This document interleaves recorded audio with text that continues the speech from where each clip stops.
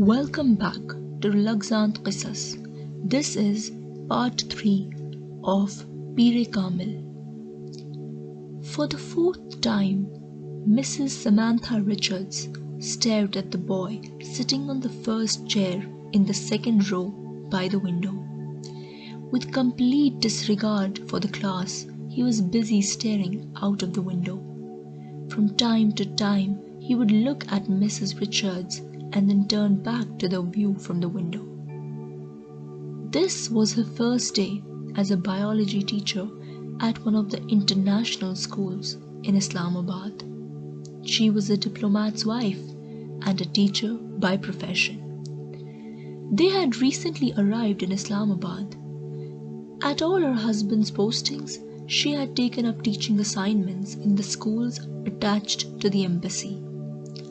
Continuing the syllabus and teaching schedule of her predecessor, Miss Mariam, after a brief introduction to the class, Mrs. Richards began explaining the function of the heart and the circulation system and drew a diagram on the board. She looked at the student who was looking distractedly out of the window, and using a time-worn technique, she fixed her gaze on him and stopped speaking. A hush fell over the class. The boy turned back to the class. Meeting his gaze, Mrs. Richards smiled and resumed her lecture. For a while she continued to keep her gaze on the boy who was now busy writing in his notebook. Then she turned her attention to the class. She believed the boy was embarrassed enough not to let his attention wander. But just a couple of minutes later, she found him looking out of the window again. Once more, she stopped her lecture and he turned to look at her. This time, she did not smile. She continued addressing the class. As she turned to the writing board, the student again turned to the window.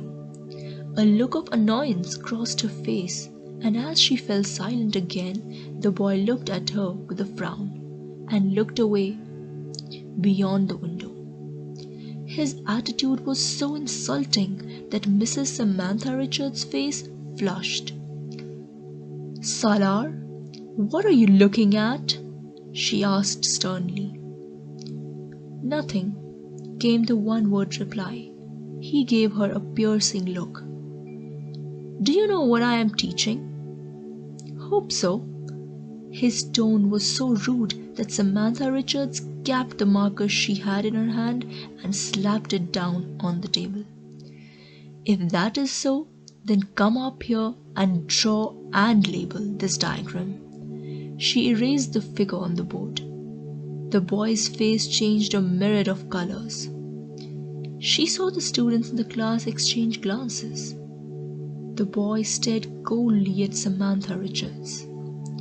As she cleaned the last trace of her diagram from the board, he left his seat.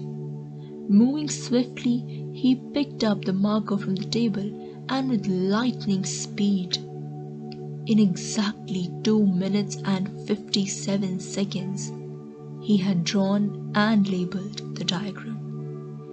Replacing the cap on the marker, he slapped it down on the table just as Mrs. Richards had done, and without looking at her, returned to his seat.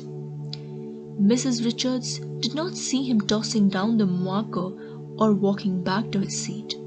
She was looking in disbelief at the diagram, which had taken her 10 minutes to make and which he had completed in less than 3 minutes.